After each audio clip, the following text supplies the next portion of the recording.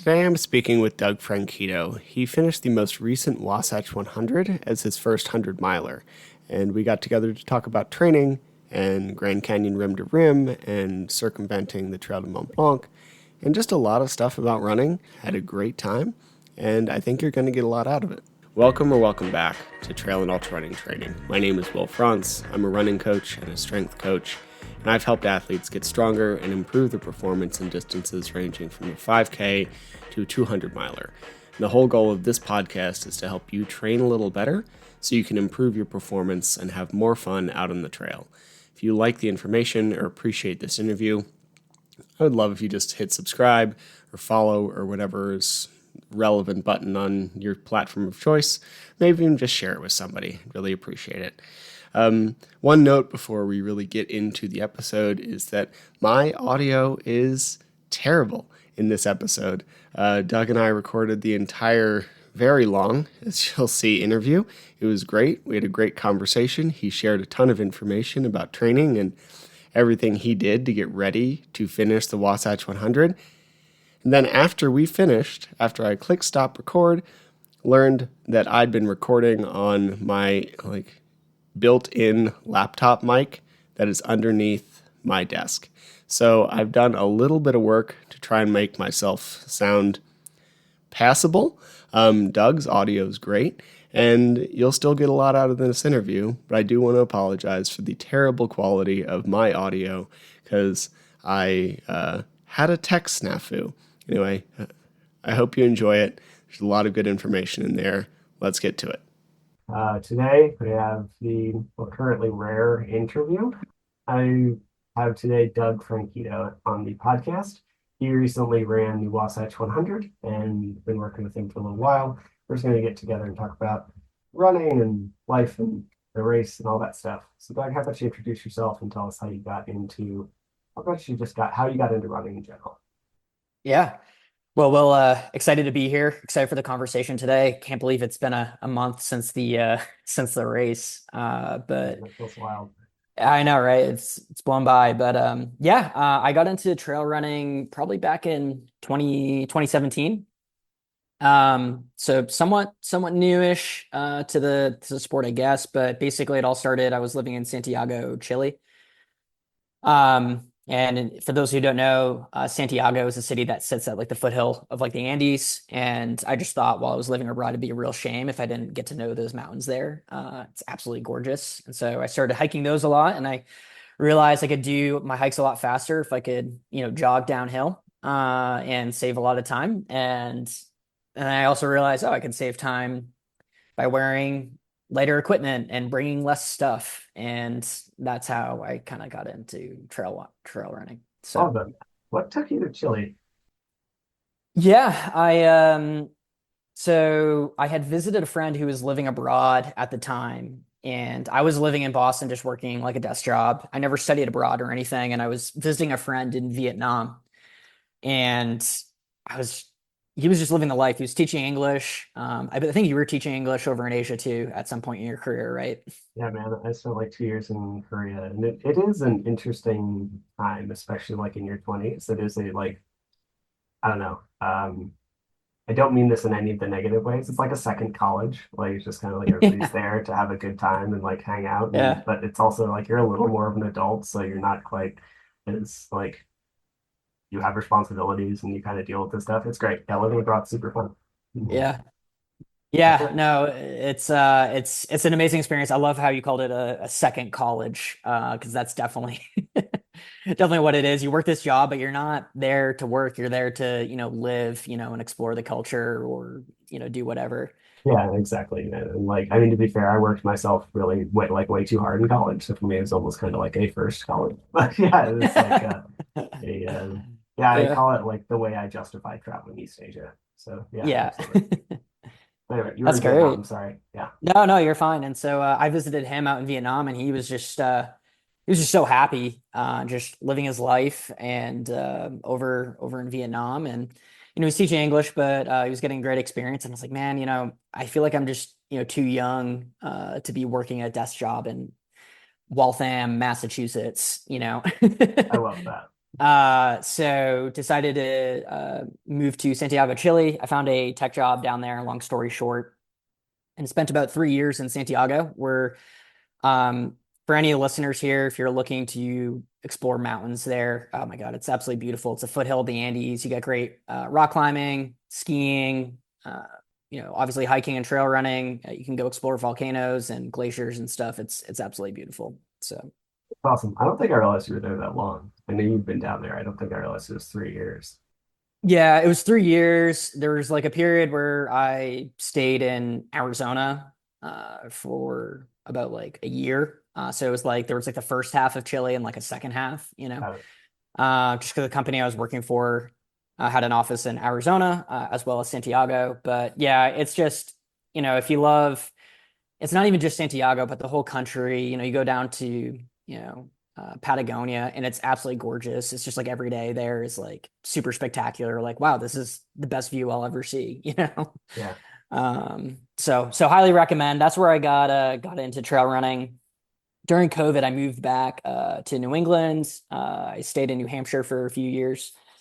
And that's actually where I kind of really cut my teeth trail running, because anybody who has been out east knows that the trails out there are really brutal, just really rocky, really technical. The weather is never cooperative. You get a lot of wet rock, you get a lot of mud. In the winter, you can get some nice, they call it monorailing, where it's like ice, forms. You just throw on some micro spikes and get good traction, but the weather is just so cold Sure. or humid. So, did some trail running out there before I moved out here and continued my trail running adventures. So, And you're from Boston, right? yeah, I grew up outside of Boston in a town called Foxborough. It's where like the Uh, New England Patriots play, for anybody that follows football. So that's where I grew up. My folks got a place up in New Hampshire, which was like perfect for COVID. So every day I just had access to like really good trails. And honestly, those trails beat me up quite a bit. The recovery time after every run was definitely a bit lengthy, but it's definitely a great way to, get acclimated with the sport. So, yeah. Like I wasn't a runner when the last time I was back east, but I do remember what the trails are like, and they're definitely different. And I was talking with your dad about there's this like 100-mile race in New Hampshire that a friend of a friend did recently. I think Arabipa actually recently bought it, mhm. and the finishing times, like the cutoffs, are unbelievable. Like it's just Yeah, it's like the elevation gain is wild. Like I think it's when we're out here and I have like a 5,000 foot mountain staring at me from my window. It's you kind of forget that just the amount of up and down you can gather in a short distance is ridiculous. But then also just the yeah. caliber of trail is really different. So like I don't know, the cutoff time for this 100-mile race is like 52 hours or something like that, which is just wild. Yeah, it's really not normal. Like it's just it's very different out there. I don't know if you were listening or if you heard of the news with the new FKT on the Appalachian Trail with Yeah, like Tara Dower. I she's listened on a to. podcast. Celia, you know Celia. Celia and I were talking, Mhm. and like she was telling me all about it because she's done much of the FKT, and that sounds crazy to me. Yeah, Yeah. Well, it's funny because she said the hardest part of that thing was the whites, was New Hampshire, and that was really early on for her, and that was one of the cruxy parts. And it's definitely really impressive, the trail running scene out there, where people are just flying on like loose boulder fields and everything, and the weather. It's definitely, honestly, I kind of want to get back into more kind of technical trail running. I feel like I don't want to say I've become soft, but no, I get the trails out near Salt Lake have definitely spoiled me a bit. it for When it sure. comes to when it comes Yeah, to the the cruiser single track. absolutely. And I like the technical stuff. I will say the weather would get me though. Like it's Hmm. not for me. Oh Yeah, yeah. it's tough. So that's where I did my first. Actually, I did my first ultra distance. I did a self-supported 50K, and it's called the Wasatch Loop. It's about 31 miles and Oh, 9,000 feet of gain. And super, super fun. Highly recommend for anyone. It's very doable, self-supported.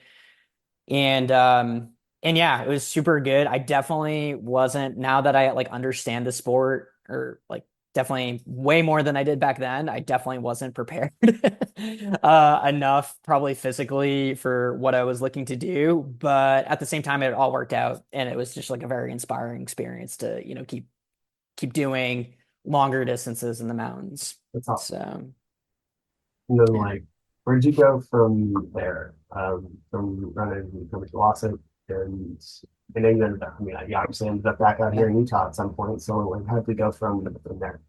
Yeah, so I moved out here, Salt Lake, probably a little bit after that. I met my partner, my girlfriend Larissa, out here, and big shout out to her. She's always great and supporting in all my crazy adventures and everything. But I moved out here, and I decided to do my first race. I'd only done self-supported adventures in the mountains, and so I wanted to try a race to see if I would like it, and I did.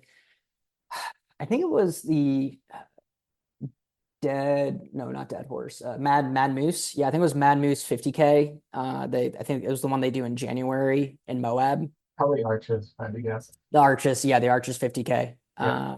Yep, that's it. And I did even less training for that probably. Like I was just like, oh yeah, I've done a 50K before self-supported, so I can probably do a 50K where there's aid stations and stuff, no problem.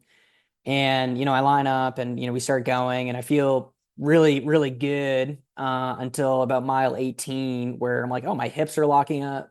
This is a new feeling. And my hips were just completely locked up, and I was going way too fast for like the first 14 miles, just like a stupid pacing. I think I did it in like, I don't know, it must have been like 2 hours and like 5 minutes or 10 minutes or something, which for the level of shape that I All was right. in at that That's such time a was like not, it was so dumb. It's just so, that's so such a dumb. wild push because like I remember what you told me your finishing time was too. So that's like such a wild first half. Yeah, yeah, no, it was crazy. So, long story short, I basically ended up pacing with this lady who was also from Massachusetts. She's a big Patriots fan, and so we started chatting, and she just kind of like brought me back to normal, to I think like mile like 26 or something, where kind of got out of the pain cave a bit. And then I just like hauled it towards the end and managed to, I was absolutely wrecked, but I managed to get a sub 7 hour, 50K for my first 50K, That's awesome. which, yeah, but I was like, I couldn't walk for a week, no, like I was in worse shape after the Wasatch 100. I was, I think I also had that 3 hour drive back from Moab to Salt Lake just to Did you really get stiff. did you finish the race, the drive back that day? Larissa drove back. So I I mean, was, still though, yeah, in a yeah, I car. was still Like sitting in a car for like 3.5 hours, it's which was brutal. really dumb. I mean, but also the hotels in Moab, especially near races, are not super affordable. So I don't necessarily judge the choice, but it is a great way Yeah. for your hips to be super pissed at you. Man, it was the worst. And that was the thing that was killing me the most during it. And, I think that was the first time I was definitely in the pain cave, and it was my first ultra experience, but I took away some seriously good lessons from that. Okay, like you were treating this like a half marathon, and it bit you right back. Fair. Yeah. So, definitely a lot of lessons to take care. And I realized if I want to do this again, I want to like actually take it seriously and train a bit more. So, and that was about 2 years ago. Awesome. I did some 50Ks after that. I did that went better, but still like a lot of lessons to take home. And I think the longest thing I did was probably like a year and a half ago. Before the Wasatch 100, I did rim to rim to rim self-supported, which again, I'm sure a lot of your listeners are aware of this one, but highly recommend. Just absolutely gorgeous run, really great trail, and it's just an absolute classic. Yeah, man. It's definitely something that's on my bucket list. Like, I don't know. A lot of people who listen to this know if you're kind of new, then maybe don't. But I'm not really a big race guy personally. I like more of the like go disappear in the woods for a long period of time thing. And rim to rim to rim is like very high in my list of stuff I want to get done. Yeah, if you like getting away from people, at least the start of it, it's like you're by yourself. I'll never forget. Lottie dropped me off at the canyon at like 3 in the morning, and I'm descending into the Grand Canyon. It's super dark out. I have my headlamp. There's nobody around. And I'm just like, this is super spooky. This is like, there's literally nobody around, you know? Yeah, And I didn't see my first person, I think, till probably like 8 in the morning. yeah, But you do get a lot of people running rim to rim to rim. Um, sure. and you're so far into it that you don't see too much, foot traffic, just other kind of like through hikers and trail runners and stuff. But it's not nearly as bad as like the entrance. Absolutely. What time of the year did you do it? I did it on Black Friday, actually. Okay, I think so. It's about 2 years ago now, or 1 year. I can't remember. It's all starting to blend together. that's fair. So were the taps off then for that? No, they were actually on. They were Okay. actually on, and I was super. That was my biggest concern, because it rim to rim is about 47 miles and about Okay. Yeah. 12,000 feet of climbing. Yeah. And I was super worried about, okay, if there's no, if so, and the website is really good. If you go to like the national park website, it's super, super good to understand what's online and what's offline for the Hmm. the water spigots at each campsite.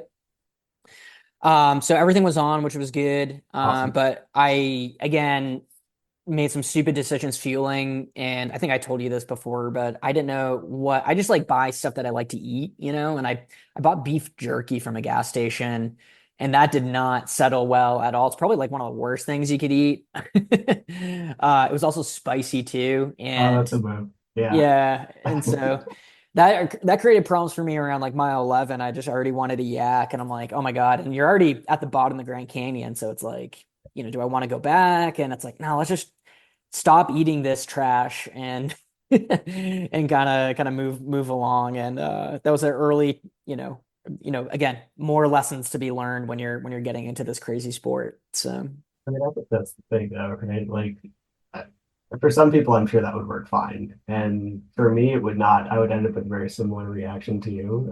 It's like it's not you. You got to kind uh, of play with it, and sometimes, unfortunately, you play with it every time the Grand Canyon. But yeah, Yeah.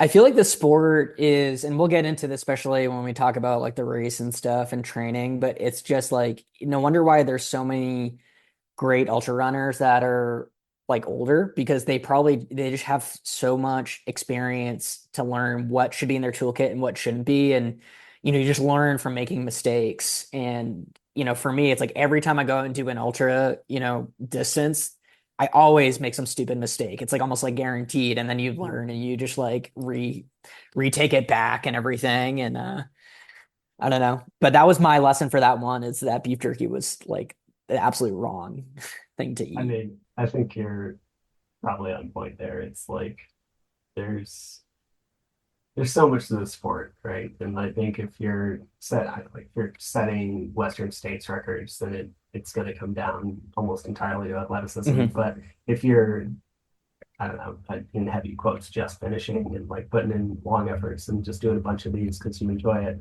then yeah, so much of it is just like logistics and figuring out what works for Hmm. you and what's gonna Hmm. like not how to deal with your feet, that kind of stuff, right? Like it's gonna be all that. Yeah. Yeah. Exactly. It's, and especially with nutrition too. Nutrition is just something that like I feel like it's something that changes and changes with your body or depending on what goal you're doing too. So it's always tinkering to figure that out.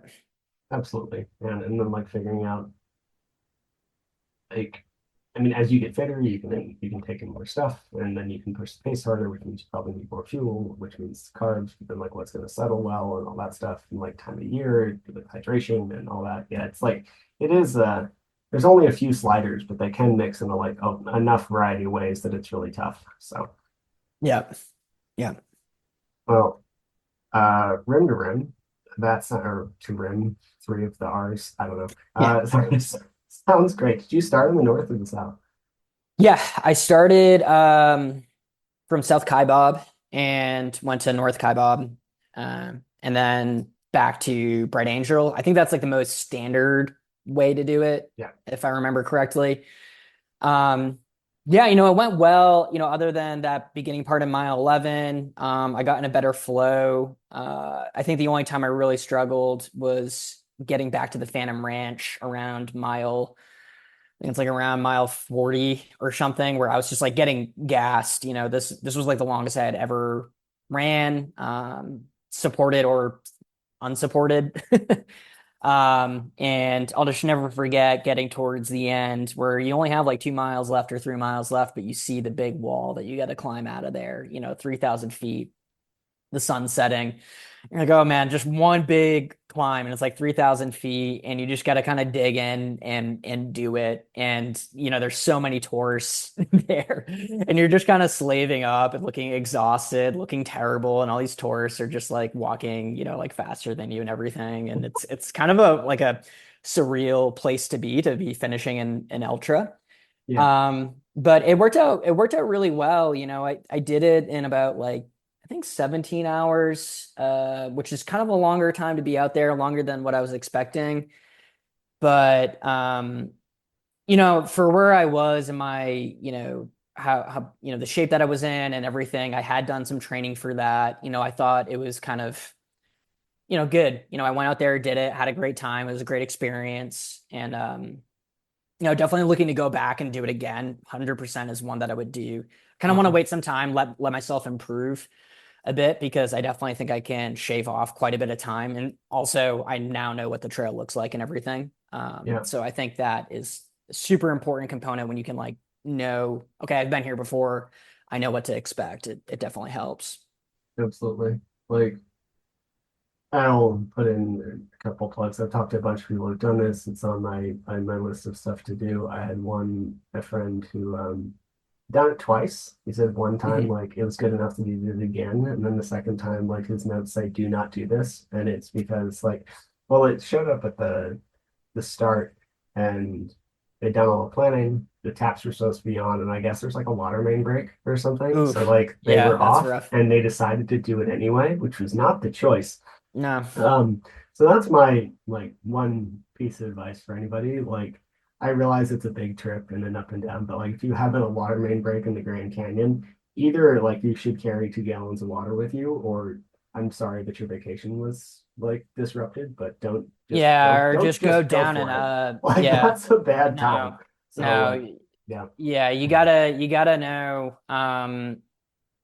Yeah, seriously, you got to do your homework on that one. I was like feverishly doing my homework and checking the website every day to make sure, okay, they did it. There's even like a Facebook group if people want mhm, to like know, and like they can like ask each other about what's the deal with the water. I don't think it would be a super fun adventure if you're doing the whole thing self-supported, because that's just, not, it gets super hot and you would have to bring so much. You basically have to treat it like hiking, I think.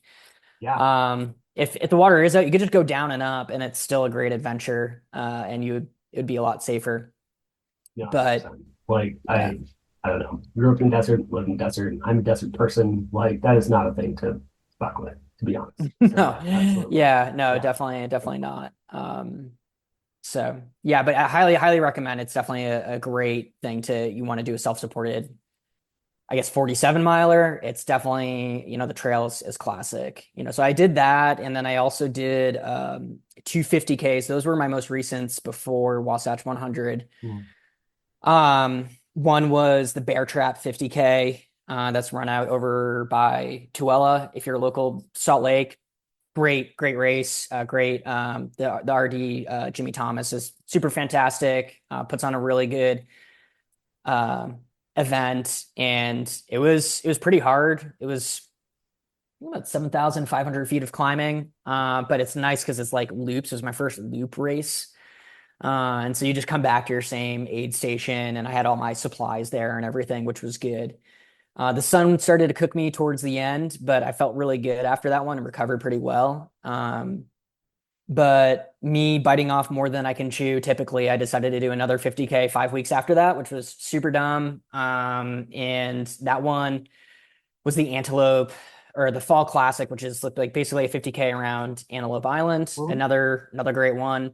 But that one, I was just in the pain cave from mile 11. Like I just, again, couldn't pace myself. Was running like 9 minute mile splits, from mile 1 to 11, gassed myself out, and I'll never forget just so many people passing me on the on the race, and it was just super Yeah. discouraging. And you just kind of look like death. And I got through it, but that was way harder. And I think I don't want to like make an excuse and say, oh, it was definitely because I had that previous 50K, but I do think, my body wasn't properly recovered to attempt something like that. So, I mean, air trap, just I haven't told you this, but it's the thing that I was like looking at this year, and I I'm going to Javelina, and there's about a 50% chance I might be pacing somebody, so I decided not to do this. But like, it mhm. looks really fun. I will put in a plug for Twila Trailers. Like, if you're in the area, I don't think they get enough. Oh, I don't it's know. fantastic. I think they really put on some good stuff, and they seem really well organized. But yeah, Antelope also is like a classic here.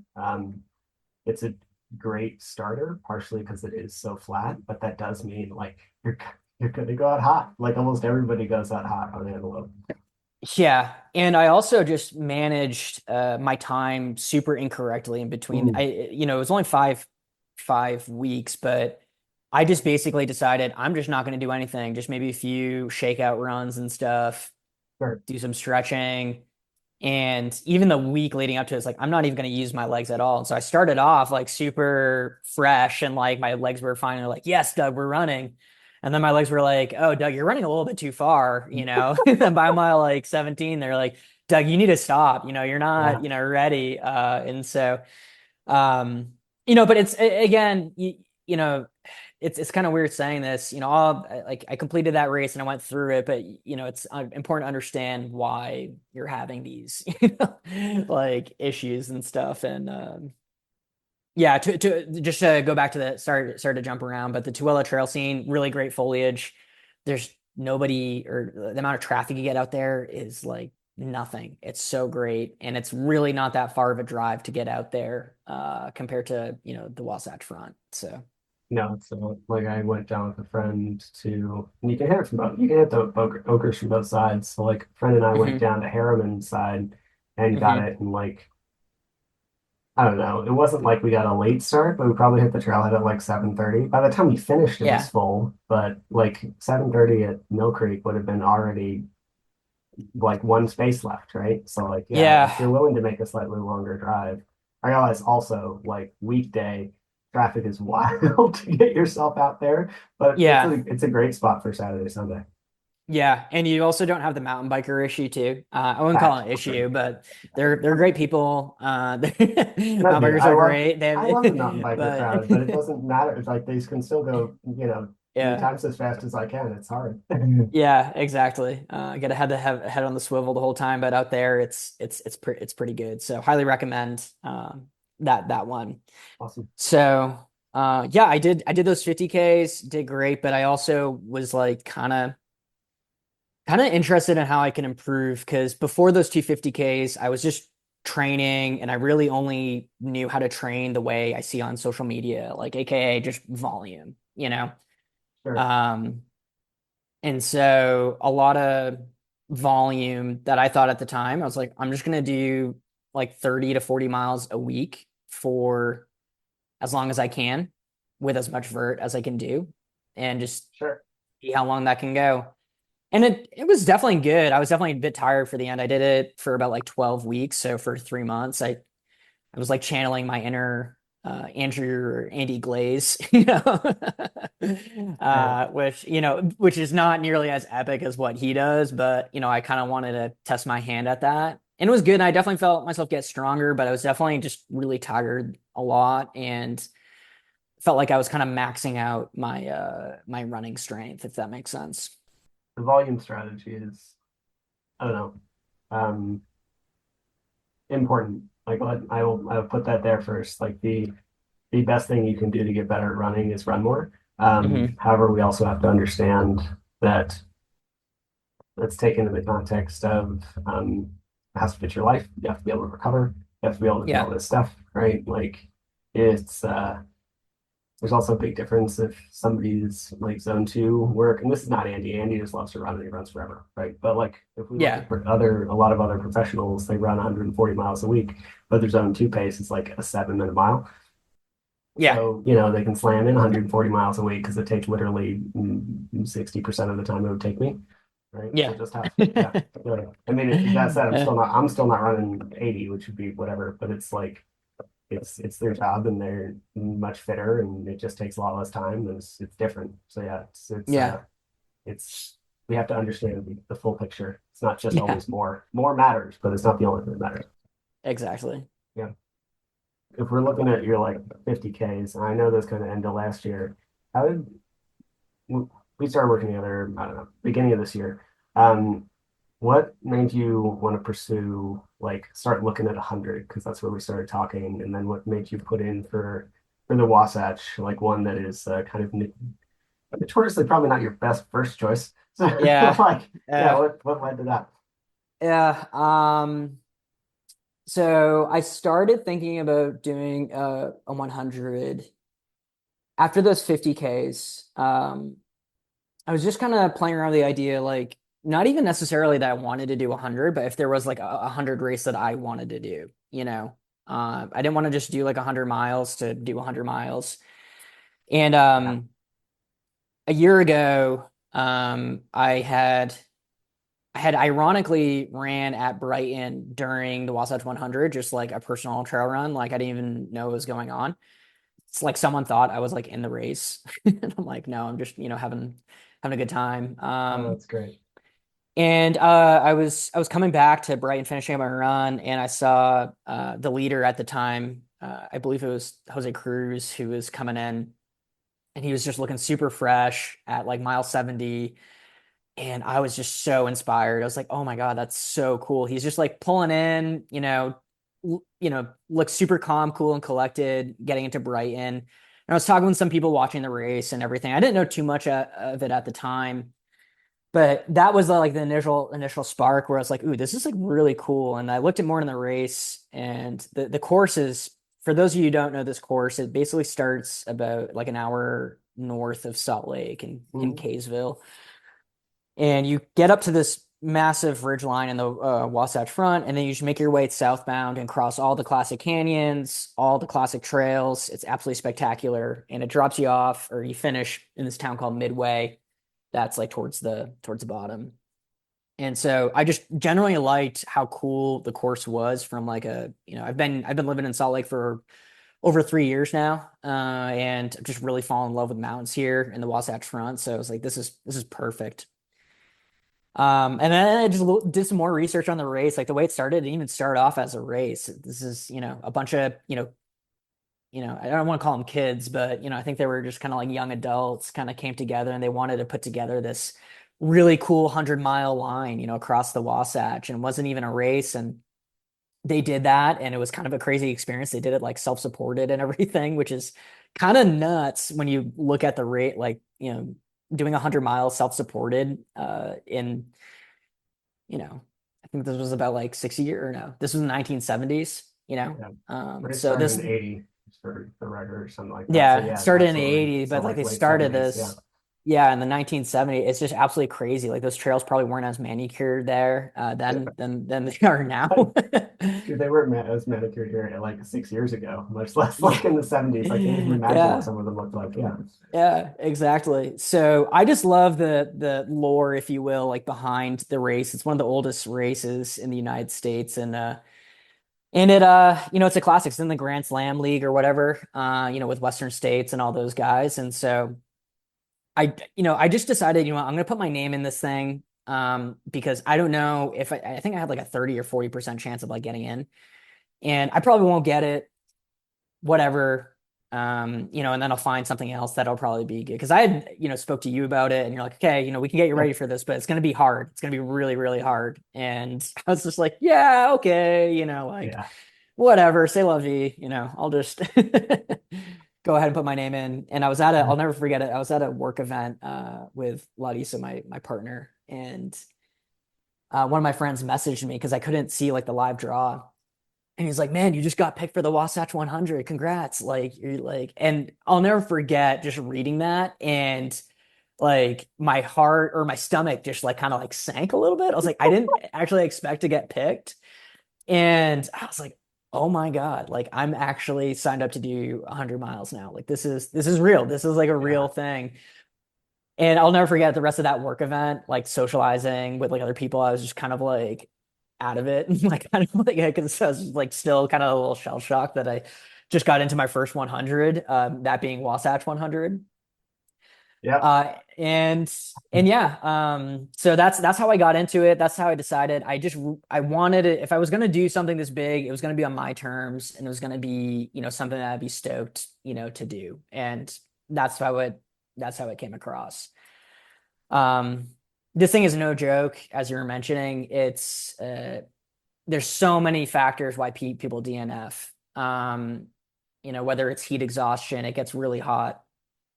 Could be the air quality. Some years you get really bad air. Hmm. The trail, although there are some really amazing parts of the trail, like the actual quality of the trail, some of it can get quite technical and really weird type of trail. It's not like, out when I say technical, I'm not saying like out east where every rock is pointed in a direction that is meant to annoy you. It's more like here's a trail that's just sandy. I was like running in sand with like loose rocks, or it gets like super steep and then levels out. Yeah. Um, and it's just hard. There's just no other way to describe it where it's just hard. And the DNF stats truly prove it. I think this year was what, like 50%? It was Close. that Yeah. close to that. I think a year ago it was like a third. Yeah. So But I picked don't a know. hell of Last a I one to last start I out. checked, to be fair, like you were still out there, but it's like we were already there were 290-ish who started and like 125 at DNF last I checked, and that was prior to the race finishing. So I'm sure it got ended up even higher. So yeah, high, really high. Yeah. So, and it's, people who are experienced, DNF this one. It's not like one where it's not a gimme by any means. No 100 is, but this one, like especially. But yeah, that's why I was drawn to this course. And I figured if I'm going to do something epic, might as well just go all in. And I always have a way of picking up something that maybe like it's a big goal or task, like rim to rim to rim, or that 50K in Pemigewasset loop. But if I have my mind on it, I know my limit, and I know like, okay, this is just like under my limit. Like I think I can, like, this is within my wheelhouse to do it. I'm gonna have to work really hard, but I can still get this done, if that makes sense. Or No, absolutely, and I mean that tracks. I think like you gotta have, I don't know, both that confidence and that understanding, and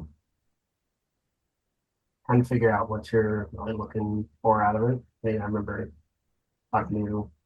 I remember the conversation post your work party when you got in. It's like I forget where I was, but I couldn't watch the live feed either. I had a couple people who put in for it. You were the only one who got picked. But it's like um, I was at work. That's what it was, and there Mhm. was no sound or some shit. Or it's like fuck it, Yeah. I'll look it up later. Yeah. And I got a text from you, and I was like, okay, I guess it's time to Yeah. go. We're gonna start Yeah. training hard.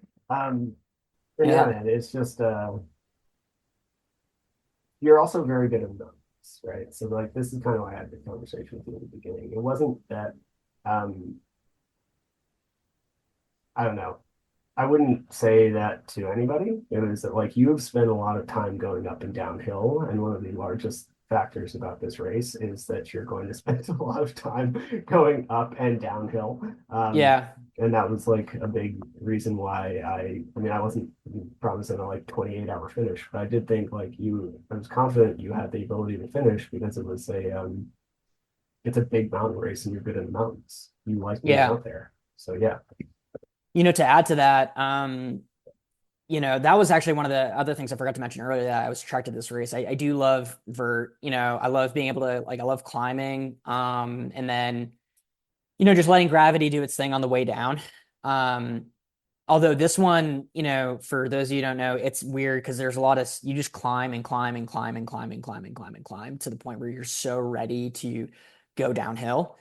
And then you go down, down, down, down, down, down, and you're like, I wish I could go uphill again. So it's not, the transitions aren't super, they can be frequent at some points, but I do love vert.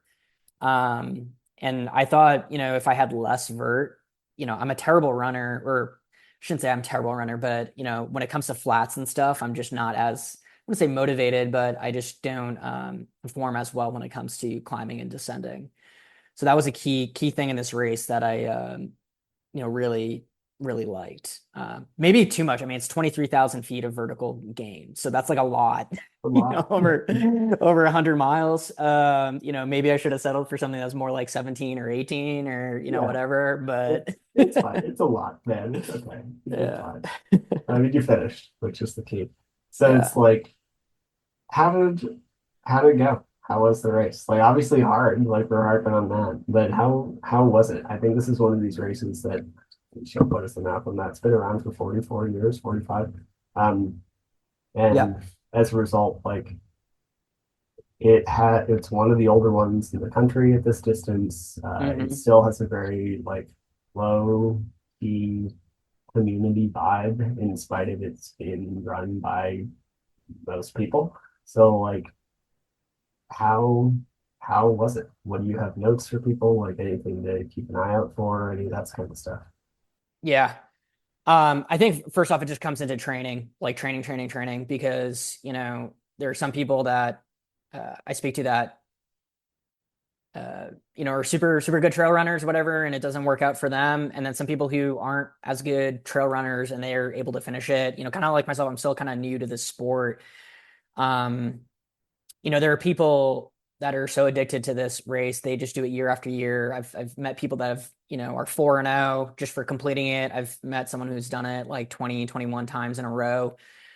I think the Oh man. feedback, yeah, yeah, right. Because of all the climbing and everything, I definitely think strength training for this one is super, crucial. It's like super, super good because activating your glutes, your hamstrings, quads, everything.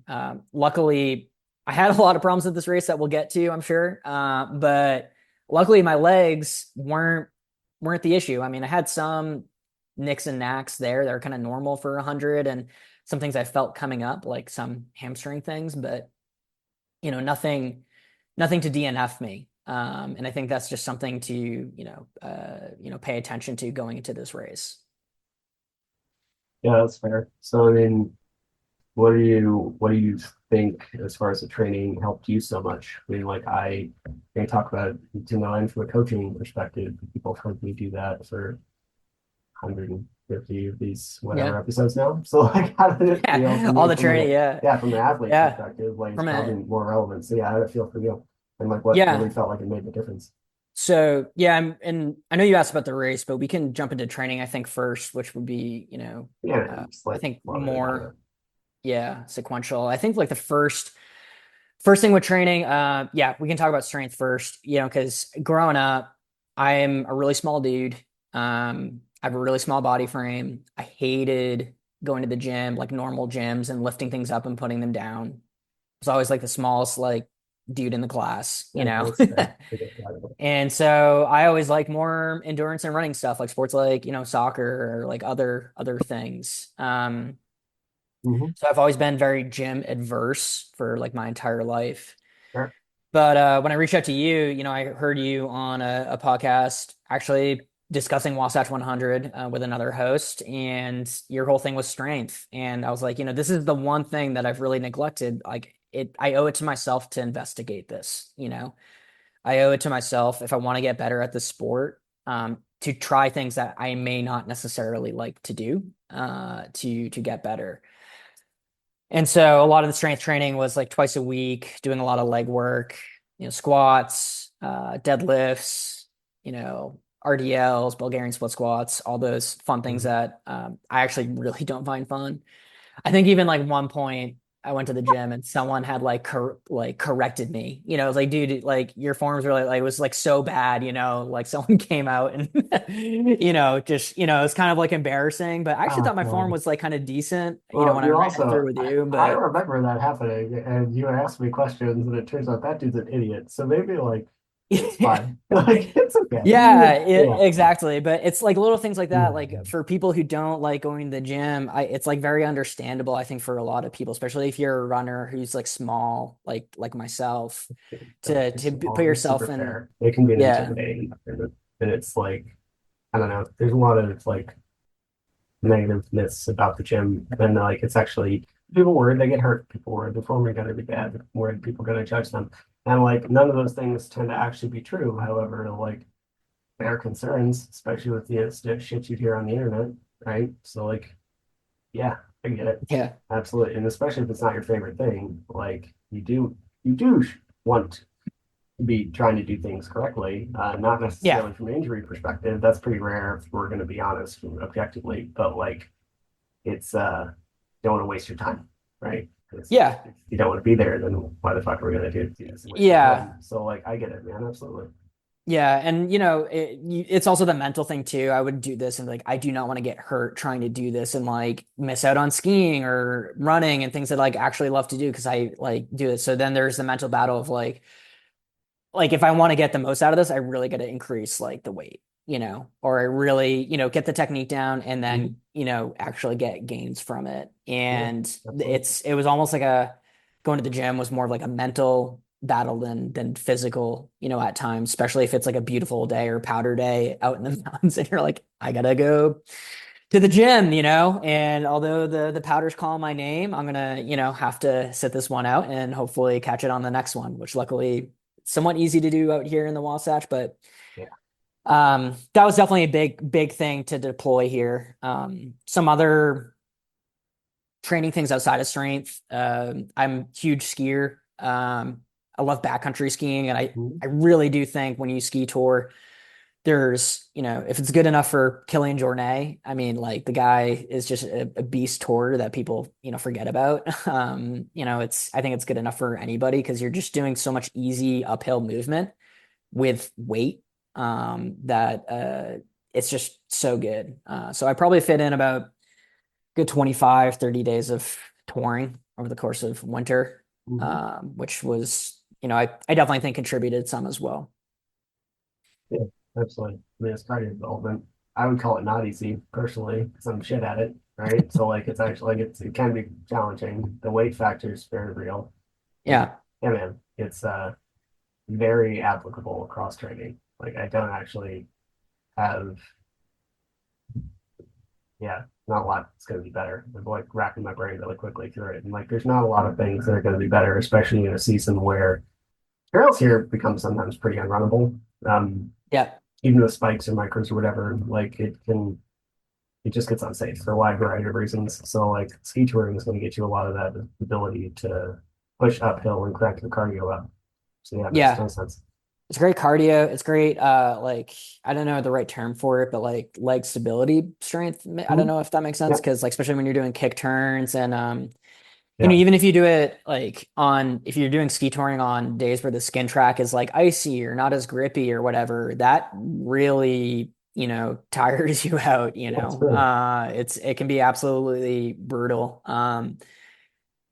Or I remember one day I was ski touring with a buddy and the snow was sticking to my skis. So I basically felt like I had bricks, It's the on worst. my Yeah, skis. But it was an incredible workout though, man. It was I like, bet. like, after that day, it was it's like skiing with like a bunch of bricks on your skis. So This yeah. sticky skins are the worst. Yeah, I feel you. Uh-huh. Yeah, man, definitely. And like we started out the season a lot with that. And I think it also goes to play with the one thing I always talk about of like you have to enjoy your training, has to fit your life, this kind of Yes. stuff, right? And I just said on the email earlier today, but it's like it doesn't always need to be running. Like if you want to get better year Yeah. after year, like we do have to train pretty Yeah. consistently. We can't just like sit on the couch for 4 months out of the year. But like it doesn't need to be running all the time in order to see progress. Like Yeah. it can be a bunch of stuff. And for you, that happens to be touring. It has, I mean, an insane Hmm. amount of crossover. Yeah. And it's a great way where I can still like socialize and be fun with it, but get like a great workout and ski some powder. Exactly. There is a point with training where, at least with like running, I'm sure we're gonna get to this, but a lot in that previous training block I mentioned where I was just like, I want to get to at least 30 miles a week. I wasn't focused on anything else in the run, but just like enjoying. And this time around, we mixed in a lot of sprints, things that I normally don't like to do because like I'm just not a particularly fast runner. But do some lactate thresholds where I'm running hard for 12 minutes and then I walk for 3 or something like that. Where it actually taught me a lot about myself. There was one run where I was doing something like that. I was like on for sprinting really hard for 12 minutes and then walk for 3. And like I almost set my PR for Grandeur Peak, a local peak out here in Salt Lake. And I just like couldn't believe it. I was like, man, I was like literally walking parts of that and I still almost did better than like my normal attempt where I'm not like having some sort of ulterior workout Yeah. in mind. So it's just funny how that works out, and how training, it's different when you have instructions and you got to do something, but it is important to enjoy it, or it's going to be a long training block if you don't enjoy it. Yeah, man, absolutely. No, I totally feel that. So from like any some training, I would love to hear about your experience on UTMB as like Yeah. as a short thing. The training was not um I don't know. I don't know it's innovative because I don't like necessarily know what people do. I know your volume mileage wise was lower than a lot of people would say on the internet. I don't care. I think your time was very well in what would be like standard for 100 development, maybe a little low for like theoretically 50K to 100, but I don't care. Hmm. It was like well dedicated to a lot of mountain stuff. Um, but other than that, it wasn't, you know, probably a slightly higher propensity towards speed work because we're trying to slam it. Like you have a job, man. You're not a professional athlete. So like Yeah. we gotta like Yeah. fit in I the do have responsibilities. yeah, Yeah. exactly. Like we gotta fit into the development somehow and like you can Yeah. get a good amount like that talking speed work stuff. But we also fit it around like you and I are both in an age where like you have weddings and shit to go to, and other things. So Yeah. we did a lot of planning around schedule. And one of those things was a 5 day, sorry, trek around UTMB, which Yeah. if I were gonna one, beautiful, obviously legendary, if there's a race there, etc. I would love to do this, but this is actually how I would like to do it, would be this like 5 day thing. So because Yeah. my my gripe with the race structure is I've been to Yeah. Salzburg and like the area, and it's one of the prettiest places on the planet, Hmm. having been all across the planet. And you spend a lot of time in the dark if you do the actual race, because you're probably going to hit 2 nights. Yeah. So the 5 day sounds lovely to me. So how did you end up Yeah. setting that up? How did that go? Yeah. Anybody who might want to do that, how might they do that? That kind of stuff. Yeah. So yeah, quickly on the mileage thing. Yeah, my mileage never, it was weird going into the training where my mileage was what it is. Cause when people know you're running a 100 miler, they just assume like, oh man, you must be like eat, sleep, and running. You must be just running all the time. And your mileage what's your weekly mileage? And honestly, I was like, kind of battling some insecurities around Yeah, that because I'm just like, yeah, 30 to 40, nothing groundbreaking there. And it's just so funny when I respond to that because Peter, you see the look on people's faces like, oh, this dude's kind of like not gonna make it, is like this dude is just not, like really, training properly for this, which is kind of funny. That being said, for UTMB or not UTMB, the race, but the Trail du Mont Blanc, the actual 100-mile trail, I actually, started, sorry, I'm gonna pause here because on that, yeah, I do want to like give a short caveat because people do listen to this for training advice. yeah, 30 to 40 was like one again, as I've already said, appropriate to your schedule. It is very important that if you live in like Kansas, I don't know, a lot of that was mountain miles, so the time is yes, still hefty, right? So like the mileage yes, was low, but there's a lot of like incline and time and spent and like for scheduling purposes, I had a pretty weekly yeah, like either climb with a lot of bird or get on the stair climber or like yeah. go run a trail you and I both know that just has a dumb amount of climb in like 2 miles.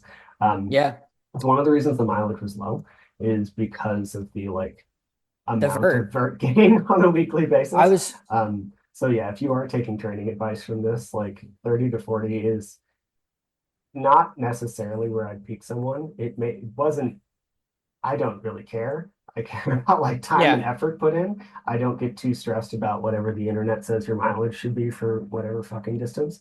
But 30 to 40 was not like flat road miles. It was like Yeah. climbing a fucking mountain. So I, just I if think you my care about average that, vert, yeah, I think my average vert per week was like 8,000 to 9,000 yeah, feet. that sounds right. And if you take like 9,000 feet or like eight, we can just actually just call it 8,000 because that's a third of the vert in the course and 30 miles, which is like almost a third of the race. And so I was basically doing a third of what the total race was on a weekly basis. Uh-huh.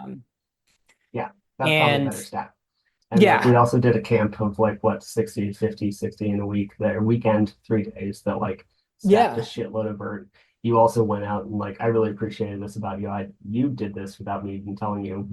Was like you went out and ran the trails, right? Because there's Oh none. yeah. So like you did Oh all the yeah. shit. Oh So yeah. like you know what they look like. And you didn't have You know, it was funny. To do the Wasatch 100, you need to put in volunteer hours. And so I was doing some volunteer hours, and we were all the runners are just kind of, just talking and joking around. And one guy was just like, yeah, I guess I should start running more than 30 miles a week. And everyone's just like laughing. And me and this other guy kind of like nervous laughing. I'm like, wait, I'm actually doing that, And it was kind of like this insecure moment of just like, am I doing enough? Like, is this ready? But when you trust the training and trust like the work, because it's not just that, it's so much more. It's like, are you sleeping well enough?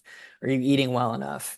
Are you putting in climbing? Are you on the terrain that's going to give you problems? Are you scouting out the course? It's funny that you mentioned that, but that was a deliberate thing. I think I got about 75 to 80% of the course, scoped out before I had actually touched it. And part of the reason why is like I live close by, so it's easy for me to do. Part of the course you can't get to unless you just do a self-supported 50K. It's just impossible. So anyone wanting to train for this, you can safely and easily do about like 80% of the course,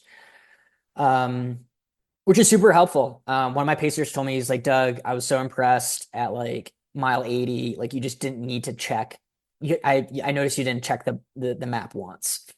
I was like, yeah, because I had it dialed in. I was so sick of this course, man. I was like, I had like done it so many times. I could just do it blindfolded. It was almost like just like redundant, but it was a great way. I definitely think that assisted in completing this race. So you train like very specifically.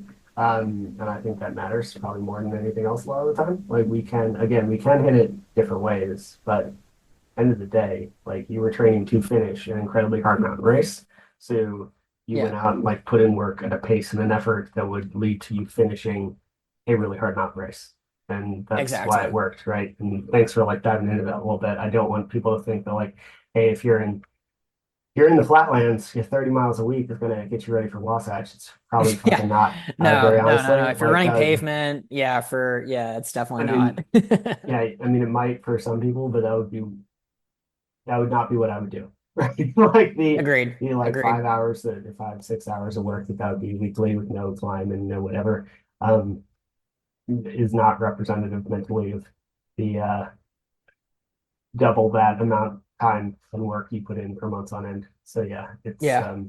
the total. This is why I think the total mileage thing, like everybody gets in it, and it's like, well, if you're not here at this point in your race training and you're not with 60 miles a week or whatever, then you're probably not going to finish. And it's like that's fucking Yeah, there insane was because what are those 60 miles, right? But like, yeah, yeah, there was even a post in the Wasatch 100 Facebook group where it's like, what yearly mileage should I have done by the time, the race comes around? I remember reading it and everyone's like, oh, you should have like 1,200, 1,300, 1,400. I think I was at a like 800 miles shit on was the in like year. May or something too. Like it was fucking early. Like half Yeah. the season had been snow here too. I just like Yeah. I remember the conversation. I'm sitting in the tennis club lobby and like planning something, and it was like spring. And I was like, I don't know what. I don't know, man. That feels crazy to me. Yeah. No, I think you're and good. yeah. And it's tough because you hear all this and everyone trains a little bit differently, but it was also reassuring. Like I did speak to people, multi-year finishers who are like, yeah, if you got your strength dialed in, you're you're doing the best you can, Yeah, And I think that was like super, super helpful to have, the other side of the coin. yeah. When it comes to that. But yeah, I would say definitely, if I had to sum up my training over the 9 months, it would be ski touring, strength, speed workouts, and just, some peak weeks, as we Yeah. call it. I think like two peak sessions. Okay. So, Yeah. That's right. And then one of them functionally was Trail de Mont Blanc. So mhm. finally dive into that because that sounds fun. Yeah, highly recommend if anyone who's listening wants to reach out to me about it. It was honestly a life-changing trip. It was so good. Awesome. So one of my really close friends, who's French, had invited me to his wedding over in Paris, and I thought, look, if I'm going out that way, I can't just not, go see Chamonix in the Alps, especially while I'm training for this race. Um, I found this organization where what they do is you trail run, from refuge. They have these refugees along the trail. It's a 100-mile trail that goes from France to Italy, Italy to Switzerland, and Switzerland back to France to Chamonix. Awesome. It's the same course as UTMB, the very famous race, in the trail running community. But what they do is they reserve all these refugees, or they call them refuges for you, where you get to sleep there. They give you excellent food, and then you just wake up and go the next day. They also shuttle your luggage, that you have from each refuge to refuge. So it's really fancy. It's really nice way to do it. Didn't have to worry at all about logistics. There was a guide involved as well, who was fantastic. And yeah, it was a 5-day adventure. So I think it clocked in slightly over 100 miles, like 105 or something, and I think the total climbing is about 34,000 feet. And you just have great views because you're starting in the morning and you get to the refuge around like Etaton, and you just get incredible views. It's a lot of type 1 fun for cranking out like 100 miles in like 5 days, Awesome, man. which is great. And you cut out for like 3 seconds. You usually get into the refuge when at night. 3 to 4 p.m. depending Nice. on the That's awesome. day. That sounds Yeah, great. sometimes. Yeah, so you'd like, I want to say total time on feet would be like probably like 10 hours or something, but we took a lot of breaks and stuff and took a lot of photos. It's like we weren't there to set records or times. I mean, we were with, I think our group was like about 7 or 8 other runners. Awesome. And so it was great to learn from there. And the Europeans, the way they treat trail running, it's just so different. It was, to me, it was like a very wide opening, eye opening experience. They just love the sport. You see signs and people are just cheering you on as you're running. They're just yelling, "Ali, Ali, Ali," and you're not even in a race or anything. And it's just so, you see the signs for all the races and everything. And it's just very motivating, inspiring experience. I love that. But I would say, from a training perspective, the train there was definitely pretty hard. It was definitely a bit different. The weather definitely feels a bit different. And then lastly, I think it was just tough and fatiguing. I had about, I started it about 4 days after I arrived in France. So I like, still definitely a bit jet lagged. I always just struggle with jet lag. So I was pretty tired. Um, as far as, the sleep goes, the Europeans they absolutely hate sleeping when it's like cool. They need it to be nice and stuffy. And I absolutely despise that. I'm like a very hot sleeper, so I need cool temperatures. And so Awesome. sleeping was really tough. I think I was getting anywhere from like 3 to 4 hours of sleep per night, which was not fun. No, that's Um, awful. while jet lagged, and just, there's also a lot of snores. So Yeah. yeah, you're sharing like a room with a bunch of German hikers, and they start snoring, and it's like an earthquake is happening, and it's Fair. not, yeah, not that part was definitely, training a lot of like the mental, okay, like this is going to be actually kind of difficult for 5 days. Like you're just going to kind of feel gross, but you're in the Alps, you're here to have a good time, you're with good people, you're having great food, just, enjoy it despite Yeah. being fatigued. And those low key a great mental training for the Wasatch 100. Awesome. The next thing that was really tough about that, sorry to interrupt, was just the nutrition. The nutrition there, Europeans just don't value breakfast. They don't fuel during the runs. It's absolutely incredible how they can have these really big long days and they just don't fuel nearly as hard as we do. And my guy was laughing at me. He called me like, was it Goku from Dragon Ball Z, where he's eating the like the food, that like really popular GIF or whatever. And because Right. I would just eat all the time. I was eating like enough for 3 people. And I think it's they have a lot of low sodium in their foods over there because they have actual legislation for Mhm. their food products out there. Yeah. And they just don't value breakfast. And so I was just constantly felt behind nutritionally like the whole day and was just scrambling. I remember I stopped Uh, in one store in Italy, and this is a hilarious story. It was the start of the day, and I ran out of my gels by day two. I had ate all my gels. All my gels were gone, and so I stopped into this trail running store at like 9 in the morning, and I just bought all this guy's gels. I just like he had one box of 40 gels, and I was like, I would like to buy all of them, and he was so happy because I just basically gave him the profits for the day, That's And incredible. he gave me like a big hug and told me good luck and everything, and it was just such a funny experience. And so then I carried all like 40 gels with me like for like the rest of the trip. Oh, man.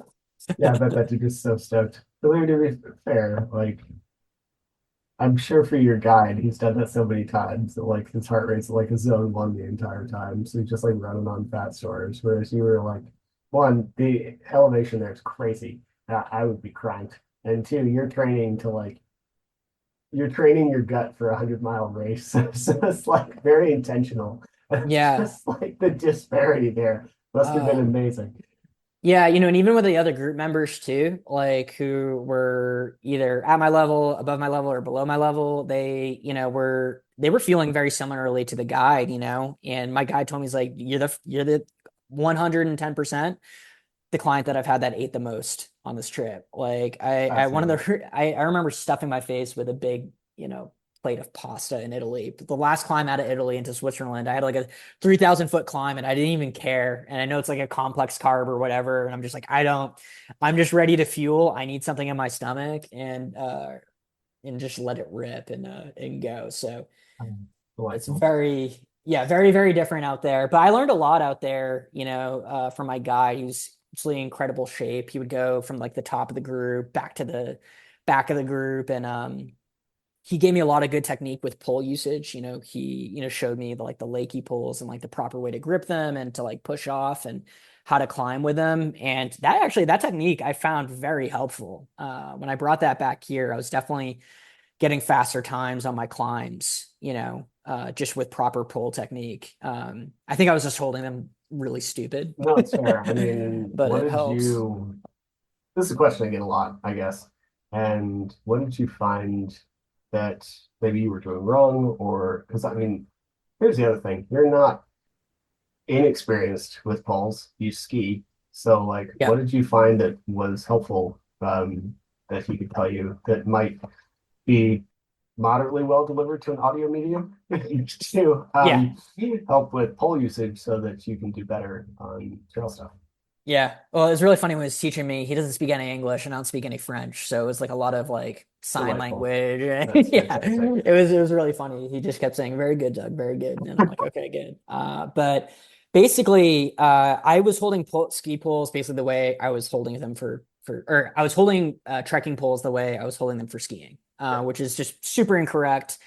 The way you hold a leash, even not using the leash at times, it was just really dumb. Honestly, I think my poles were not sized correctly. And I just wasn't gripping them the way they should be because like what you want to do is hold them in a way where they're very low and you want to also hold them kind of closer to you. I kept them very far apart and you want to keep them closer, as close as possible to you. And then you almost push out with your triceps. Mhm. And it's almost like I don't know how to do it. Like when I saw my dad about it, I told him I felt like a swimming motion. Like I feel like I I'm mean, doing like a type of like swim motion. it makes a ton of Um, sense. It's like yeah.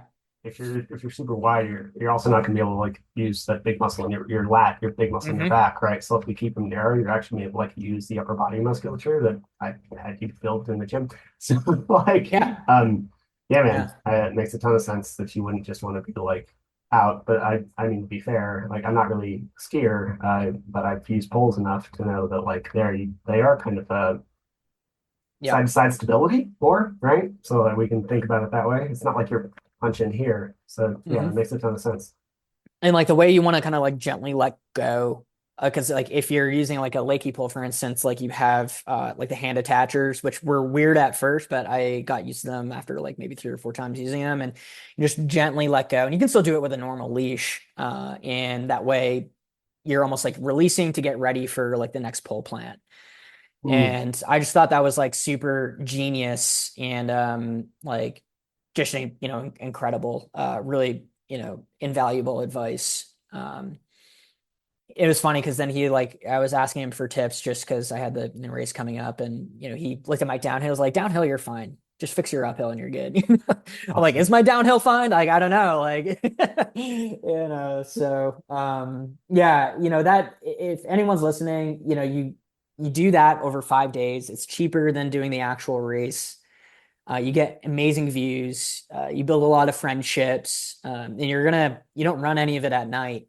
So it's just a truly spectacular experience. Chamonix is not too crowded like it is during the actual UTMB race, so you can actually breathe and meet people and go to the pubs or whatever you want to do to hang out. So highly recommend that for getting to know that area.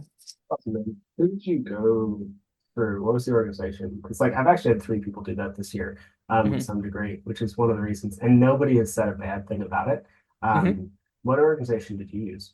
I used an organization called WATSE, WATSE, and they were fantastic. Don't have a single bad thing to say. Guy was fantastic, super helpful. Whether it came to like technique we were discussing, or just knowing where we were going, or just having fun. It was like the attitude, was like super, super great. Like type one fun. I will say the last day was my toughest day, where I twisted my ankle with about 7 miles to go. And my body was definitely compounding on the fatigue of, doing 20 miles a day or something. And I just remember I was pretty ready to finish when I was pulling up in Chamonix, ready just to go to, go get my baguette and just like relax and sleep for a bit. That man, there's a lot. But yeah, Fair. Cool. yeah, I'll put that in the show notes for anybody. Thanks, man. yeah, So yeah, dude. I'll just start wrapping up here. What did you yeah. We can go to no, you're doing great. So like I appreciate you sharing and taking so much time out of your day. You did fantastic on Wasatch. UTMB is awesome. Like what are you looking at kind of next? And what other notes do you have for people? Like not trying to rush us close. We've just been rolling for almost over an hour. So like what do you have yeah, looking at next? That kind of stuff.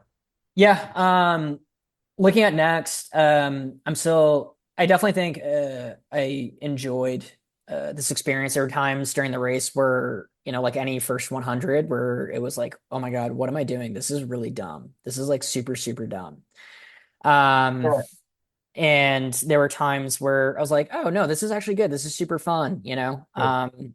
And I don't need to get into like the specifics of that, but I definitely am motivated to see now that I completed a 100, see if I can do it faster. And Awesome. maybe, um, you know, get something in where, because the thing with the Wasatch 100 is the longer you're out there, the harder it gets. It's definitely one that punishes you for, not, cruising to like a 30 hour finish. So I would like to just see if I can cruise through it like a bit faster and see if it can just help. So I'm thinking maybe like Bear 100 for next one could be good. Leadville Awesome. 100 would be like a great one. Those are the two initial ones, but Cool. I also would like to, I think, run 50Ks a bit faster, and just have less prep and things to worry about, and just it's less time consuming. So those are kind of, I don't know which 50K I would do yet, but those are kind of where I'm leading for next steps. I get that, man. Kind of similar headspace, very honestly, especially that last part. Like I was very strongly looking at 100 next year, and I'm not a huge racer anyway, so it'd be kind of a thing. I liked what you said an hour ago. That was like I didn't just want to do 100 to do 100. I wanted to do 100 that mattered to me, right? Like I think Yeah, that's probably right.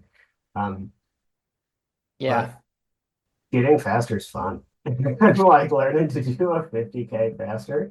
Well, that sucks. That's a lie. Getting faster sucks. Being faster is fun now. And yeah, seeing progress is great. So like learning to do a fast 50K and like lead to a training stimulus that one, you're right, it doesn't take much prep and stress in like 36 hours or whatever.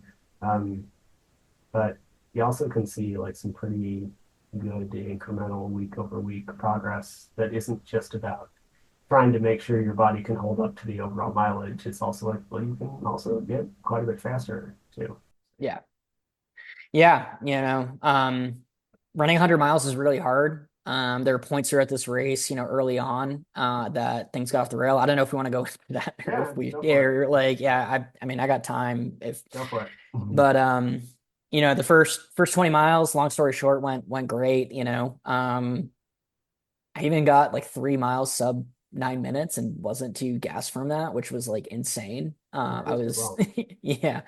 You're also, I will Uh, say, to everybody thinking about doing this, like you were also very responsible the first, what is that, 5, 6, 7 miles?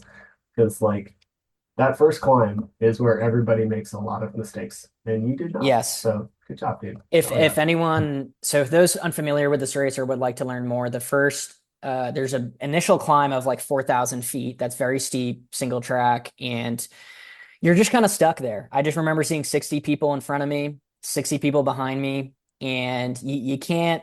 It's just like it'd be super dumb for me to just try to pass all these people because I would just have to gas. I'd have to burn a match just to pass these people. And so I'll get up there when I get up there.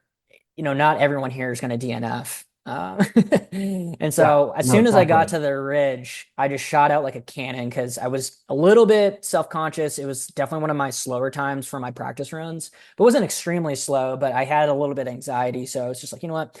I can cruise here a little bit. It's a gentle downhill run. And so I just got going and started picking off people that had climbed way too fast. One by one, seeing people that were too gassed from the initial climb. So definitely treat it like a hike for anyone listening for Wasatch 100.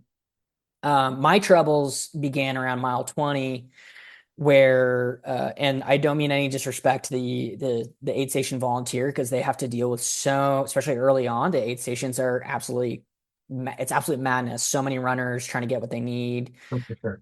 They do a great Um, job. It's a really they well do run race. It's this awesome. th Yeah. this is an amazing race and well run, like super well run. Definitely the best race I've ever done. But the aid station volunteer accidentally gave me normal water instead of water with gnarly nutrition products that was sponsored by the race.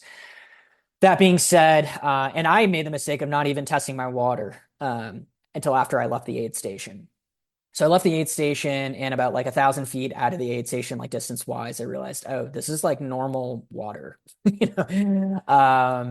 Whatever, I have about 12 miles. I should be fine. I've been fueling really well up until then, with just every 20 minutes, gel. I drank tons of water already at that point, but around mile 24, I felt like I had like a little alien versus predator thing in my stomach, and it's like, ooh, this isn't good. And then I started realizing every time I drank water, my stomach was just absolutely rejecting it and not feeling it. And I That's had to not pull great. over around mile 26. People were passing me and kind of looking at me. It's like, oh, this dude's cooked. This dude's gonna do that. It's like he's already sitting down at mile 26. He's absolutely done. So then I started, I was like, okay, I got 6 miles to the aid station to get there. I just need to get to the next crude aid station because it was the first time I was going to see you and my pacer, my family, to just get on track. And I'll just never forget pulling in there. My body felt good, but everyone was super happy to see me. But I was like, Houston, we got a really massive problem here. I Yeah. don't know if you want to explain this part because maybe you can explain. You were there too, I and go for it. I mean, I'm happy to elucidate, but do your thing, yeah, man. because I would what love to hear my the Shabir egg because I know exactly what I did. yeah, because my interpretation, what I was going through, I was kind of in a wild headspace there, but I wasn't disheartened about the race. I didn't think I was going to DNF. I was just so focused. The pain was so much. I just wanted to get through this pain. And then whatever happened after that, was kind of whatever. But basically because I was sweating out a lot of sodium and not putting enough sodium into my body, I had a sodium imbalance. You recognized that and gave me some regular water to drink. Oh, I gave you And salt first. well, you gave me salt first, which tasted fantastic, and you gave me a little salt to test, just like putting salt in my mouth, and it tasted fantastic. Yep. And then I had tasted some normal water, which I proceeded to puke everything out. Just Yeah. didn't settle in. It was just almost like an immediate reaction. Mhm. And so at that point, it just became a game of balancing out my sodium levels and just getting on track and not pushing too hard so I wouldn't sweat out too much sodium, but replenish my sodium after that. And I don't know if you want to chime in on here and No, you know. sure, exactly. I mean, no, you nailed it. Like that was it. So it was he came in, he knowing was like, it's hot. Like that's one. I think we kind of forget because it's also a September race in the mountains, and like the nights are quite cold or can be quite cold. Um, Waiting for you at Brighton was a chilly enterprise, but Yeah. it was like 3 in the morning, but the days are like, it was like 80 some degrees at like 8,000 feet. It's wild. It's a time. Hmm. So you told me that you thought somebody gave you plain water. So I was like, well, and your stomach felt bad and you felt very sick and couldn't really keep stuff down and it didn't sound good. And I was like, Yeah. well, I think that is very clearly a hydration thing. Yeah.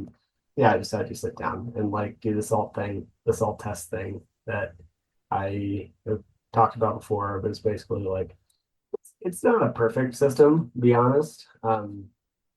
Like and this is just a generalized disclaimer caveat. Like, if you have like high blood pressure or kidney problems, like this is probably not the system you want to use, and you should talk to a dietitian. But for most people, if you're Yeah. depleted on sodium and you taste salt, it's going to taste pretty damn good. And if you're doing Yeah. fine, it's going to taste fine. It's going to taste like salt. And if you have too much, it's going to taste like shit or like Yeah. burn your tongue. Right. And like you can run this now if you're listening to this, like go to your kitchen and lick salt. Yeah. Again, high blood pressure, be careful. But like if go lick salt, it's gonna taste bad. And then if you don't do proper sodium intake on like an hour and a half run and you taste it, it's gonna taste like candy. Hmm. Right. So, Yeah. so that's a pretty decent indicator that we can run, and that's just what I had you do in a chair. And um you can kind of confirm it a little bit the other direction by doing the exact opposite, which I gave you Yeah. plain water, and you immediately your body's like fuck this and threw it up all over the ground, Yeah. and you were rolling. Um, Yeah. and then I just had you drink like 2 full cups of gnarly to kind of preload you on salt. I told Dan as you went out, like, and told you, but you were tired, so I double checked with your pacer. Everyone's like, you need to walk for like 3 miles, which nobody I realize wants to do. But thankfully, it's uphill, so you're probably going to walk anyway. Yeah. I was like, you need to walk for like 3 miles because it's going to take you 20, 30 minutes to reset, and then you can cruise and Yeah. do whatever you need to do. But like, that was it. It feels magical. It's not. It's just like re-establishing your electrolyte balance. Um, and that can be really difficult to do if you don't know what to look for or if you're fucking tired. Like Yeah. that's totally You reasonable. But know, and just to add on to that, to give the listeners some context here, I was, in the hottest part of the day, entering one of the highest DNF rates in the whole race, and that's from Big Mountain, so mile 32 to Lambs Canyon, which is mile 46, and it's basically the lowest elevation in the course. There's no coverage from the sun. It's super hot, and I'll never forget when I was leaving the aid station. You're just like, dude, this is going to be like probably some of the hardest, trail running. I put that in parentheses because I was hiking at that point, yeah, but one of the hardest sections that you're just going to have to dig deep in. And it really was, it really, for a lot of people too. I'll never forget the Alexander aid station where it felt like a war zone in there. People are just passed out left and right. Like medics are kind of like all over the place taking care of people who didn't balance their hydration. And it wasn't just a me thing. There were definitely lots of other people there that, it's a shitload of people every year, man. And like we get yeah, a lot of people make a lot out of the morgue, which is Brighton, which is it's very real. Like that's a huge yeah, DNF rate. And for like much simpler reasons. It's cold outside, it's yeah, warm inside, you're 70 miles deep, and you know you can probably finish at that point, and you don't want to leave because it sucks, right? Like the yeah. morgue is really It's, easy. Like it's, it's yeah, it's both like you're really fucked up at that point, and it's like you're close enough to the end that your brain plays tricks on you. Like there's really good reasons why the morgue is where people stop. However, oh, yeah. like 2 p.m. in the heat, it's not a fun time. So yeah, man, Oh, absolutely. Like yeah. That people was definitely like harder for me, wrecked. like physically. I knew it was too early to like give up or anything. And I didn't think about it, but I was just more like I need to like figure this out. I almost thought of it like as like a puzzle. Yeah. And you and Dan was super instrumental with that, just keeping me in line. And all the pacers were great. Him, Allison, and Dorian were just absolutely fantastic. And I think that's another thing to highlight. If you're doing a hard 100 for your first one, like get a good crew together, get organized, and have people there, because I don't know what happens without the crew there. Like I just don't. Like I don't think I think the likelihood definitely goes down a ton. Yeah. I mean, you gotta know Yeah. yourself, but yes, you had a very good team, and they Yeah. helped a lot. Super fun. Yeah. So Dan got me back on track to Lambs Canyon, which was good. I was so happy to get to Lambs Canyon. I looked a lot better. You guys were there, which is fantastic.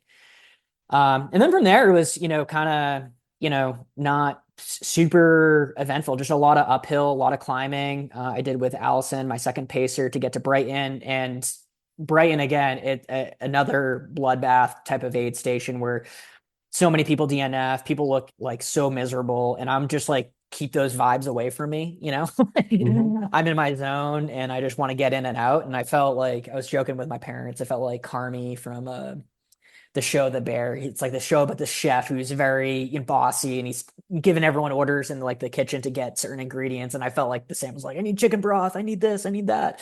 And everyone was just kind of like scrambling to go. And then out from there, for anyone listening that wants to know danger spots, between miles 30 and 46 is high DNF rate. Brighton is a high DNF rate because mile 70, it's so easy to just turn around. Same with a few other points in there, but mainly Brighton. And then lastly, you just from miles 80 to 89 was I had to dig super deep, like super. It's like this trail that's dug up by dirt bikes. So you get the sand, loose, gravelly, the trail's like a really sharp V, if that makes sense. So your ankles are constantly pointed inward. And it was just really hard after that. It was just super, super hard. The aid station feel like it never comes. You have no visibility into seeing like you're in these woods. You feel like you're in a maze. I'm Yeah. super exhausted at this point. I definitely People, felt like my emotions swinging way more, like because I was on 3 hours of sleep. I only slept 3 hours the night before. Just the race starts at 5 a.m. It's just the way it works. And I felt like this is so much more of a mental fight than it is. I mean, physically I'm tired, but it's not a problem. But mentally, it's just like, oh my God, this is really hard. yeah, it's fair, man. And like that's a tough part of trail. You're getting into like it's hot again by that Yeah, the time. heat. You've Yeah. been awake for shit, man. I was tired and I hadn't run 80 miles. I can Yeah. imagine that you were. Yeah. So yeah, man, it's a time, absolutely. Yeah. And that I know that because I used to go camping up in there. Yeah. The sand is real. Like if anybody's thinking about it, like that's a very real thing. I still Especially have at sand. I'm 20. still finding sand in my apartment and That you are. everything. Yeah, my socks are like destroyed. But for anyone again doing this, definitely put socks in your drop bag. That was super clutch to change up socks. Like pretty much almost at every aid station after Brighton. And you just gotta like persevere. Like my watch died, which was like super frustrating because I couldn't see the progress that I was making. And mentally that messed with me even more. Um, Sorry, I forgot all about that. yeah, it was just it honestly, every pacer was and telling me, you're good, you're gonna do this, but I'm like, am I? Like I had this like state of paranoia, like I don't trust you, like I don't know, you don't know like the shape that I'm in right now, man. Like you're like, yeah, just another 10 miles, yeah, just another 10 miles. Like every mile after mile 80 it's like it feels like you're doing 2.5, you Yeah. know, you know. And that was something I never felt before, and it's just you're just kind of grinding along. You're like, okay, I really need to finish this thing. Like I'm so ready to be done, and but getting to the end though, once Dan paced me that last part, and it was just so worth it. And it's just a fantastic experience. Couldn't recommend doing Wasatch 100 enough, because if you do it, no matter what place you come in or whatever, it's just a really freaking hard thing to do. It's just so, so hard. And you already get that like kind of I don't want to say like that belt buckle is like a sign of respect no matter what place you come in, you know. So You did great. It was like fun to coach you, fun to work with you. You killed it. And um, yeah, a couple notes that like we have hit on for just driving home. It's like doesn't necessarily require like an insane amount. It's just the consistency for a long period of mhm. time and some specificity. And uh, again, we went into it, but like your level of um, research and preparation was Mm. incredibly helpful. It was Um, necessary. you and I didn't talk about it much because you just did it. Um, so it wasn't the thing to harp on, but like I would have absolutely like the course is fucking there, right? Like you need to Yeah. go run it. I realize if you're not living here, that's insane to ask you to do. But like if you have the access to it or the ability or whatever, like look at the GPX file, like figure out your stuff. Like go Hmm. its course has been out for 45 years. There's a ton of information on it. Like Yeah. do the diligence and it paid off for you a lot. So yeah, it's a big And you deal. don't know what it's like to like you can read blogs and find this information online. This is nothing new. It's not like secret beta or anything, but it's you don't know what it's like to run on sand and rock. Like you feel like you're in Arrakis from Dune or something, you know, or 100%, man. And like that's a until you real thing. actually do it, you know, or the heat. I weirdly think the heat training that I've done out here in the dryness, really helped me because if I didn't have that in there, maybe I just get absolutely really destroyed by mile 26 from not Yeah. replenishing sodium, you know? No, absolutely. Like we ran sweat So tests, we tried different stuff. We like pushed your calories for a long period of time. We tried a bunch of different things. So you got different access. Like all of that stuff is, I mean, I realize we like to overlook it because it's boring and I'm not even going to go into it so really well a lot because like I talk about it to death and it is boring. But like that is so much of why this went well for you as your yeah, first 100 and it was just all the boring shit. So yeah. yeah, It's you did like, great. you gotta put in the work and stuff that's boring. And I just figure, as far as training, just to put a bow on training, I felt like a lot of the activities were, I know, I'm sure you've heard of it. I think we've even talked about it before, but like the rule of thirds, where Yeah. like a third of my trainings were really hard. And I thought after some of them, like, I don't know if I can do this. Yeah. Like it would almost like borderline inspire doubt, and I just feel absolutely thrashed. I didn't feel like I was running hard or fast enough. And then a third of my runs were like, okay, that was good. There were some good things to take away from that and some bad things, but cool. Let's keep chugging along. And then somewhere I'm like, wow, I absolutely killed it that workout. And like everything went well, and showed Mhm. signs of improvement. And it's tough when you do that for so long, to like, it's the journey. Like the training for this in a weird way was probably harder than the actual race because it was like 9 months of Yeah. for this one singular point. Not do. I mean, Yeah. I I think that is actually kind of key for a lot of people.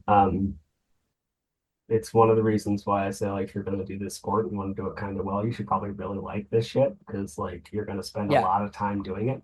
And you're Yeah. going to have bad days and like not every run is in top 10% run. Like it's Oh literally yeah. 10% of your runs are a top 10% run, right? Yeah. So like some of them are just not great. Yeah. And um yeah, if you want to your training should probably be harder. That doesn't mean worse, but or more unpleasant. But Yeah. like your training will be hard if you want to do well in a race. Well, Yeah. And then navigating if you do train for a 100, injuries just naturally happen. It's just kind of like the name of the game and not getting too shook by them. And luckily, everything that I encountered was very fixable.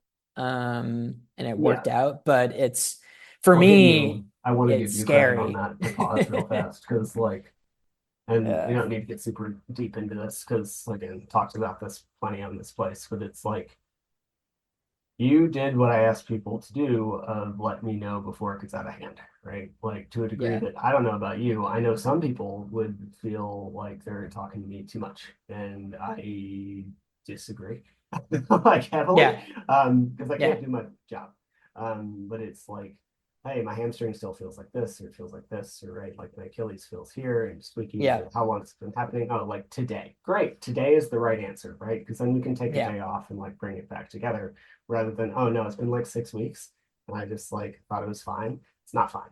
Like Yeah. There's it's something not. going on there. Like And chronic injuries are 2 weeks long and longer, yeah. right? So like you need to kick it in the ass early and like make a constant progression on it, and that will help you not end up actually having to take like a month off.